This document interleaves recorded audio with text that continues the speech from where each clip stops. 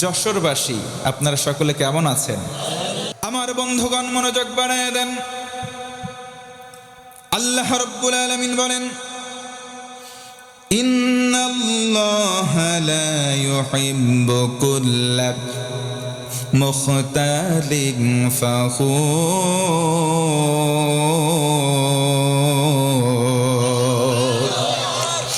আমার আল্লাহ বলেন, ও গোলাম, নিশ্চয় আমি আল্লাহ যারা গর্ববোধ করবে, যারা অহংকার করবে, তাদেরকে ভালোবাসছি না বাসবো না।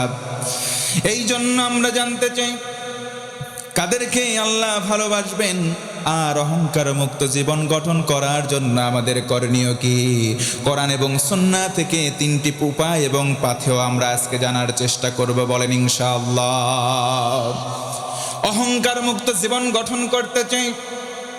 আজকে সমাজে চলবেন প্রতিটা মানুষের কলিজার ভিতরে কম বেশি অহংকার আছে, কথা বলেন ঠিক কিনা? অথচ নবীজি আমাদের 1000 বছর আগে বলেন, তুমি মুমিন মুসলমান, কলিজার মধ্যে যদি তোমার সরিষার দানা পরিমাণ অহংকার থাকে, তোমার অগাধ আমল হতে পারে, আল্লাহ রব্বুল আলামিন সেগুলো কবুল করবেন না। ভিন্ন হাদিসের মধ্যে নবীজি আমার বলেন, অহংকার যদি সরিষার দানার মতো হয়, তোমার কলিজার ভেতরে যদি থাকে, তুমি কোনোদিন জান্নাতেও প্রবেশ করবে না। ও মুসলমান, জানতে চাই অহংকারের মাত্রা আমাদের সকলের কলিজার ভেতরে কম বেশি আছে না নাই? যদিও বা আছে। আজকের আলোচনার পর এই তিনটা উপায় জানবার পর তিনটা আমল করার জন্য সচেষ্ট ভূমিকা পালন করব ইনশাআল্লাহ। আমার বন্ধুগণ মনোযোগ বাড়ায় দেন। আর অল্প সময়, আজকে আমরা তিনটা বিষয় জানার পর আমল করা শুরু করব, বলেন ইনশাআল্লাহ। 1 নম্বর হলো বিনয় ও নম্রতার চর্চা করা। বিনয় অবনত চিত্তে নম্র ভদ্র হয়ে চলা লাগবে। সমাজের মধ্যে নম্র মানুষ বর্তমানে নাই। উগ্র মানুষের সংখ্যা দিন দিন বেড়ে যায়। সমাজে আপনি হেঁটে চলেন, ছোটরা বড়দেরকে সম্মান করবে, বড়রা ছোটদেরকে স্নেহ করবে, নবীজির সুন্নাত। নবীজি আমার বলেন, যে সম্মান করে না আল্লাহ তার সম্মান দেয় না। তোমাদের মধ্যে উচিত হলো বড়রা ছোটদেরকে স্নেহ করা, ছোটরা বড়দেরকে সম্মান করা। এই দোনো কাজ যারা করবে না, আল্লাহর রাসূল বলেন তারা আমি নবীর উম্মত হতে পারে না। এই জন্য মুসলমান ভাইরা, আমি জানতে চাই অহংকার মুক্ত জীবন বিনয় অবনত চিত্তে আমরা সবাই গঠন করব তো ইনশাআল্লাহ। 1 নম্বরে পাতে হলে নরম হতে হবে। কখনো গরম হওয়া যাবে না। নরম হয়ে সমাজে চলার দরকার, জোরে বলেন আছে না নাই? আল্লাহ রাব্বুল আলামিন বলেন, ওয়াখফিদ জানাহাকা লিল মুমিনিন।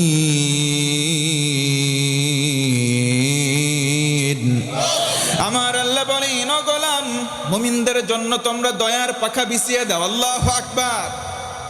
কিন্তু আজকে দুঃখজনক সত্য কথা, এক মুমিন অন্য মুমিন সমাজের মধ্যে বাস করে, এই মুমিন ভাই অন্য মুমিনকে দেখতে পারে না। কেমন করে বিপদে পড়ে সেই ধান্দায় দিনরাত ব্যস্ত থাকে, কথা বলেন ঠিক কিনা? অহংকার মুক্ত জীবন যদি গঠন করতে হয়, তিনটা আমল করার বিকল্প কোনো রাস্তা খোলা নাই। নাম্বার 1, 1 নম্বর হলো বিনয় হয়ে চলা, নম্র ভদ্র হয়ে চলা। ও মুসলমান, বলেন তো নম্র ভদ্র হয়ে চলার দরকার আছে না নাই?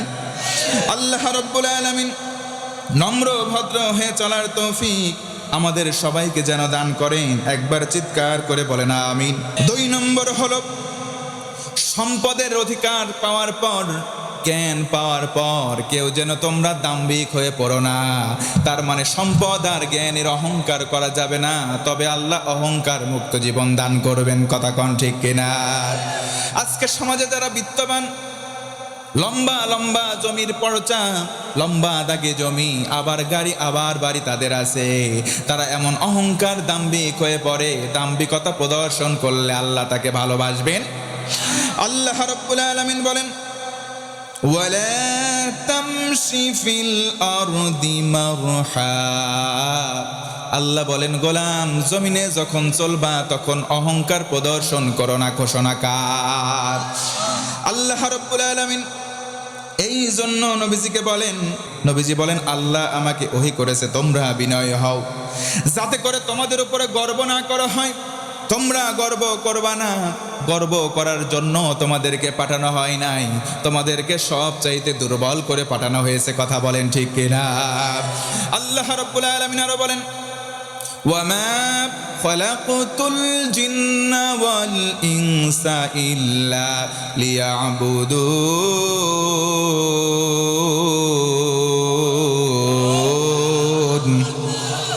আমার আল্লাহ বলেন, ও গোলাম, জিন জাতি আর মনুষ্য জাতি, এই দুইটা জাতিকেই আমি আল্লাহ আমার দাসত্ব করবার জন্য প্রেরণ করলাম। আমি আল্লাহ আমার গোলামি করার জন্য সৃষ্টি করলাম। গোলামের কাজ গোলামি করা, বান্দার কাজ দাসত্ব করা। আমরা দাসত্ব করব। অহংকার যদি একজন করেন তিনি কে? এই জন্য নবীজি বলেন, অহংকার হলো আল্লাহর চাদর। কেউ যদি অহংকার করে সে যেন আল্লাহর চাদর নিয়ে টান দেয়। আল্লাহর সঙ্গে ইয়ার কি মশকরা করা কি শোভা পায়? আমরা সবাই অহংকার মুক্ত জীবন চাই। 2 নম্বর আমল, সম্পদ নিয়ে অহংকার করব না, আমরা আমাদের জ্ঞান নিয়ে অহংকার করব। জ্ঞান নিয়ে অহংকার করব না। আজকে সমাজে অনেক জ্ঞান পাপী হয়েছে, এমন জ্ঞানবান হয়েছে, জ্ঞানী হওয়ার পরে অন্য মানুষদেরকে মানুষই মনে করে না। তবে জ্ঞানী আল্লাহর কাছে ওই ব্যক্তি যার ভিতরে কোরআনের জ্ঞান আছে। আল্লাহ বলেন, কুল, হে রাসূল আপনি বলুন, হাল ইয়াস্তাবিল্লাযীনা ইয়ালামুনা ওয়াল্লাযীনা লা ইয়ালামুন, যারা জ্ঞানী আর যারা জ্ঞানী নয়, যারা জানে যারা জানে না, তারা কি সমান হতে পারে? জোরে কোন পারে? আল্লাহ প্রশ্ন করলেন, তারা এক হতে পারে না। অতএব ওই জ্ঞানকে জ্ঞান বলা হয় যেই জ্ঞানের মধ্যে কোরআনের জ্ঞান থাকে। সুবহানাল্লাহ পড়েন। কোরআন যখন নাজিল শুরু হয়, ইকরা বিসমি রাব্বিকাল্লাযী খলাক, ইকরা বলার পরে নবীজি পড়েন নাই। যখন বলা হয়েছে বিসমি রাব্বিকাল্লাযী খলাক, পড়ো ওই সত্তার নামে যিনি তোমাকে সৃজন করেছেন, তখন নবীজি পড়েছেন। মুফাসসির উল্লেখ করেন, ওই পড়া নয় যেই পড়ায় সৃষ্টিকর্তা নাই, যেই পড়ার মধ্যে স্রষ্টার তত্ত্ব নাই, সেই পড়া নয়, সেই জ্ঞান নয়। কথা বলেন ঠিক কিনা? ওই জ্ঞানটাই প্রকৃত জ্ঞান, যেই জ্ঞানের উৎস হচ্ছে কোরআন। কথা কন ঠিক কিনা? আরে তাফসিরে ফি জিলালিল কোরআন আল্লামা সাইয়্যিদ কুতুব শহীদ রহমাতুল্লাহি আলাইহি জেলখানায় বসে এ তাফসির রচনা করেছেন। আমাদের মাস্টার্সের সিলেবাসে ছিল। মুকদ্দমা অংশে তিনি উল্লেখ করেন, ফি দিলালিল কোরআন হিয়া নিয়ামাল্লাহ, কোরআনের ছায়ার নিষ্ঠাই হচ্ছে আল্লাহর পক্ষ থেকে আসা নিয়ামত, এবং এই নিয়ামত 3 প্রকার। একবার বলা যাবে না সুবহানাল্লাহ? বন্ধুগণ, মনোযোগ বাড়ায় দেন, আলোচনার শেষ দিকে চলে আসলাম। কেউ যদি বলে কোরআন পড়ব, কোরআন বুঝবো, কোরআন দিয়ে আমাদের জীবন গড়ব, আল্লাহর পক্ষ থেকে নিয়ামত আসবে একটা একটা করে, সর্বমোট 3টা। নাম্বার 1, 1 নম্বর হলো তারফাউল উমার, আল্লাহ রাব্বুল আলামিন কোরআন মাননে ওয়ালাদের সম্মান বাড়িয়ে দিবেন। জোরে বলা যাবে না সুবহানাল্লাহ?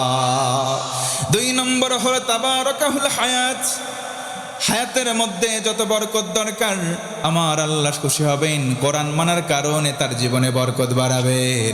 3 নম্বর হলো তাজকিয়াহুল হায়াত, জীবনের ছোট ছোট গুনাহ সব মাফ করে দিবে। আল্লাহ রাব্বুল আলামিন মানুষদেরকে জ্ঞান দিলেন, কিন্তু ওই জ্ঞান আমরা অর্জন করব যেই জ্ঞানের শিরোনাম হবে কোরআন আল কারীম থেকে। এই জন্যই তো রব্বুল আলামিন বলেন, তাহা মা আনজালনা আলাইকাল কুরআনা লিতাশকা। রাসূল, আপনি মন খারাপ করবেন না, আপনার ভাগ্য নষ্ট হবে না। কোরআন নিয়ে আপনি ভাগ্যহত হবেন না। ও রাসূল, আপনার ভাগ্যকে সুপ্রসন্ন করবার জন্যই তো আমি কোরআন নাজিল করেছি। বলুন সুবহানাল্লাহ। এই জন্য আমরা জ্ঞান নিয়ে বড়াই করব না।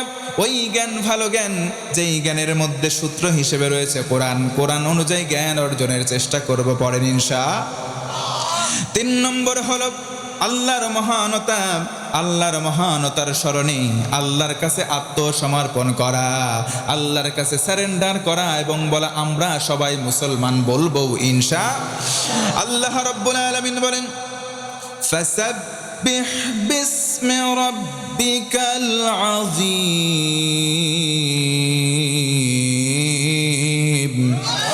আমার আল্লাহ বলেন, গোলাম, তুমি তোমার মহান প্রতিপালকের নাম পবিত্রতা সহকারে উচ্চারণ করো। তার মানে আমাদের রবের নাম নিতে হবে, নেওয়ার সময় পবিত্রতার সঙ্গে আদবের সঙ্গে উচ্চারণ করতে হবে। আমরা যদি বিনয় হতে চাই, আমরা যদি অহংকার মুক্ত জীবন পেতে চাই, তাহলে আল্লাহর স্মরণে আমরা ব্যয় করব এবং ওই সময়ের মধ্যে আল্লাহর কাছে মাপ চেয়ে নেব। পড়েন ইনশাআল্লাহ। আল্লাহ রাব্বুল আলামিন সুন্দর করে বলেন, কুল্লু মান আলাইহা ফান ওয়া ইয়াবকা ওয়াজহু রাব্বিকা যুল জালালি ওয়াল ইকরাম।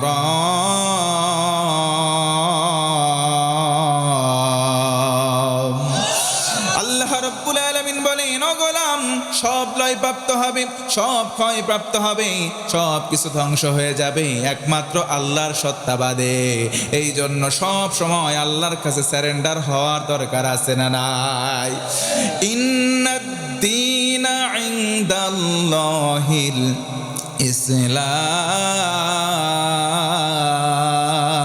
ইসলাম। আল্লাহর কাছে একমাত্র মনোনীত জীবন ব্যবস্থার নাম হলো ইসলাম। জোরে বলেন তো, জীবন ব্যবস্থার নাম কি? আল্লাহ বলেন, ওয়া মান ইয়াবতাগি গায়রাল ইসলামি দীনান ফালান ইউকবালা মিনহু।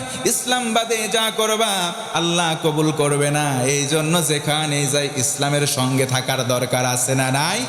ইসলাম আছে যেখানে আমরা আছে, ইসলাম নাই যেখানে আমরা নাই। আল্লাহ যেন কবুল করে, পড়ে না আমিন। আল্লাহর কাছে যদি আমরা অহংকার মুক্ত নিজেদেরকে প্রমাণ করতে চাই, 1 নম্বর বিনয়, 2 নম্বর হলো আল্লাহর কাছে আমরা অর্থ নিয়ে আমাদের জ্ঞান নিয়ে বড়াই করব না, আর হলো 3 নম্বর আল্লাহর কাছে সারেন্ডার করে তওবা করব। পড়েন ইনশাআল্লাহ। আল্লাহ রাব্বুল আলামিন বলেন, মান তাবা ওয়া আমানা ওয়া আমিলা আমালান সালিহান ফাউলাইকা ইউবাদদিলুল্লাহু সাইয়্যাতিহিম হাসানাত। যে বা যাহারা তওবা করবে, ঈমানটাকে মজবুত করবে, নেক আমল জারি রাখবে, আল্লাহ রাব্বুল আলামিন তাদের পিছনের জীবনের সব গুনাহগুলোকে নেকি বানায় দেবেন। পড়ুন সুবহানাল্লাহ। এই জন্য আমরা বেশি বেশি তওবা করব, বেশি বেশি ফিরে আসব। নবীজি ভিন্ন হাদিসের মধ্যে উল্লেখ করেন, আল্লাহর কাছে ওই পাপী সেরা পাপী, যেই পাপী পাপ করবার পর বারবার ফিরে আসে কার দিকে? আল্লাহর দিকে আমরা ফিরে আসব। ও মুসলমান, বারবার ফিরে আসব আল্লাহওয়ালা, নবীওয়ালা, কোরআনওয়ালা মানুষদের যা কাজ আমরা তাদের পদাঙ্ক অনুসরণ করব এবং আমলে বাস্তবায়নের চেষ্টা করব। পড়েন ইনশাআল্লাহ। জোরে আওয়াজ নিয়ে পড়েন ইনশাআল্লাহ।